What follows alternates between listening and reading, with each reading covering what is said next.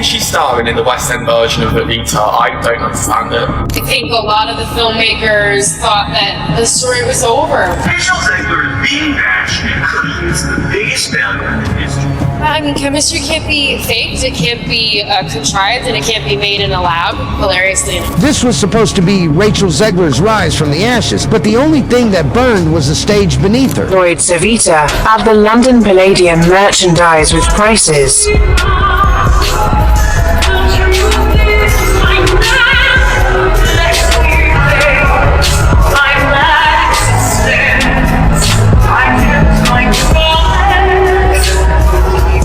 Zegler's triumphant return to the stage that would silence the critics and crown her comeback, but instead it became a catastrophe. Empty. It's opening weekend. Imagine sitting in there in an empty movie theater on opening weekend. The main star of the movie can't even attract butts in the seats. And how does she respond? By celebrating? June 14th, London. The historic Palladium Theatre buzzed with electricity. Rachel Zegler was about to take the stage as Eva Perón in Evita moment billed as bold, historic, and career-defining, but within minutes, the dream collapsed. Oh, I'm so sorry.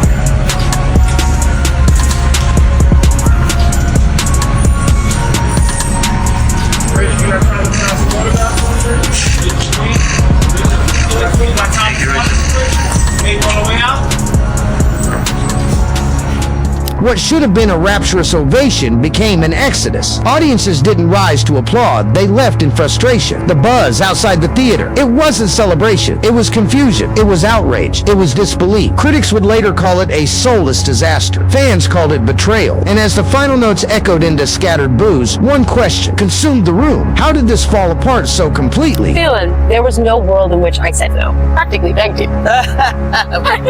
It's your West End debut. I haven't done a musical on stage since my senior year of high school doing Shrek musical. So it's quite a different one than Shrek. It's just a little bit.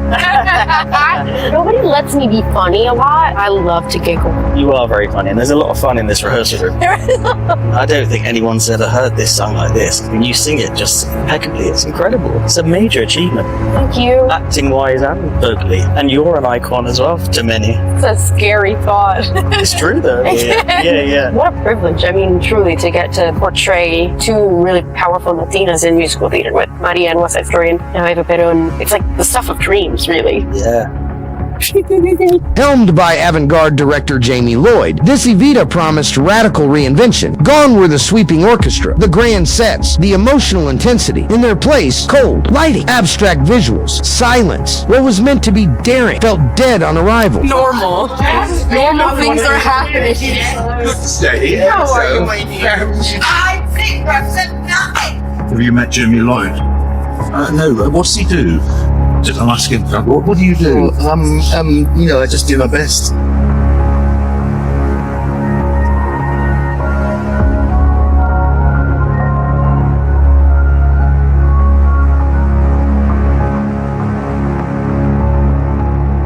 Can't wait to see you in the Palladium.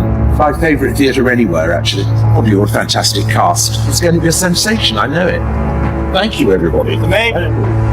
Audiences expecting passion were met with clinical distance. Rachel Zegler, clad in a stark white dress, drifted across the stage like a ghost, vocally precise. Yes, but emotionally detached, distant, empty. So when I do public appearances, I get very anxious. I've had an anxiety attack. Much I can't post a picture of myself on Twitter without a bunch of people telling me how ugly I am. Hesitant to share a lot of myself with the world. By intermission, the mood had curdled. What began as polite curiosity turned into I didn't pay 120 pounds to sit through an art installation. This wasn't Evita. It was an emotionless funeral march. TikToks went viral. Refund requests surged, and whispers of legal complaints began to swirl. But the real drama, it wasn't on stage. It was behind the curtain. The best, Rachel Zegler, in her singing career. But please stop acting. Like, honestly, when you see her on stage, she had a beautiful moment in a reaction, but that's the only good moment she had, in my opinion. And it was when she was singing on stage, bringing life to other people. And by all means, that is, I believe, for Rachel Zegler, that is what her calling is. Go sing on a stage, bring happiness to people through music. The funny thing is, my favorite scene of hers in this movie, she wasn't talking. Is that ironic? I wonder if we're going to get some hate for that. Is there actual fanboys that support Rachel Zegler and say like, how dare you? Insiders reported chaos, cast arguments, crew walking off mid-show, last-minute script changes, and at the center of it, all rising tension between Zegler and director Jamie Lloyd. One thing I didn't notice about Rachel until Addie pointed it out, and then once he did, I could not stop noticing it, is that she always has her mouth open. Like, She doesn't shut her mouth. not like Not talking. just even when nothing's happening on screen, she just, I think she shut her mouth twice. And it's like, why? It was so annoying. well, I guess it's interesting because her mouth always being open is what got the movie into trouble in the first place, right? Weird. For Zegler, this was more than a misstep. It was a public unraveling. Already under fire for past controversies, she became an easy target. Critics claimed she was miscast, chosen for headlines. Not hard. Technically sound, but emotionally vacant. A hollow portrayal of a fiery icon. Some saw her as a victim of poor direction. Others said she simply wasn't ready. But one thing was certain, this was not the comeback she needed. The production, once hyped as revolutionary, now faces a reckoning. Refunds, backlash, a legacy tarnished. What was meant to ignite a new era may have burned it all down. I have to say, it was a lot more boring than I expected. I thought that it would be like at least like a fun kind of bad movie, but instead it's just more like really empty and hollow. Like, I went with my mom and she was like falling asleep next to me. I mean, it just kind of felt like very dull, like there was no magic there. Yeah, I thought like Rachel Zegler has a good voice, but like I honestly still feel like she was miscast. Acting is the worst acting I've ever seen her do, and I really like, this is not even coming as a hater.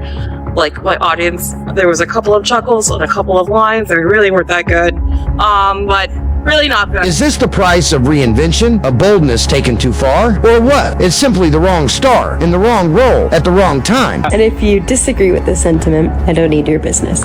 Thanks. Once hailed as the future of musical theater, Rachel Zegler now faces a brutal truth. Not every comeback ends in applause. Sometimes the spotlight blinds, sometimes it burns. Evita, reimagined or ruined, you decide. What do you think? Was this a bold risk worth taking, or a complete theatrical misfire? Sound off in the comments below. If you made it this far, hit that like button. It really helps us out. And don't forget to subscribe for more stories that go beyond the headline and behind the curtain.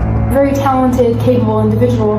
I'm here for a reason. I can do it. What an idiot I've been as a young person in this industry who has no filter and no idea what she's doing. It's kind of sinking in more and more that tomorrow is happening and the trailer is coming out. But it's also really important to me that I share with you not only the really good, exciting moments, but also like the little blips where I just don't feel great. I think that's really important that you see me as a human being, because I think a lot of people don't. So I don't know. I want that disclaimer out there. I never wanted to come off as me being ungrateful for the opportunities I have. I can also be having the greatest time and simultaneously wishing people would stop sending me death threats. That's what happens when you're a bitch, is that nobody likes you.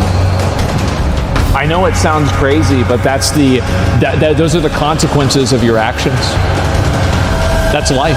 The thing is, when the internet decides that they hate somebody, they hate them. They hate them, and that's it. And I feel like, especially with people like this that have like these types of viewpoints, I don't see her coming back from this at all. I think she is totally cooked with this. We covered woke Snow White, no longer white, snow taupe, snow beige, snow swarthy, snow's not swarthy.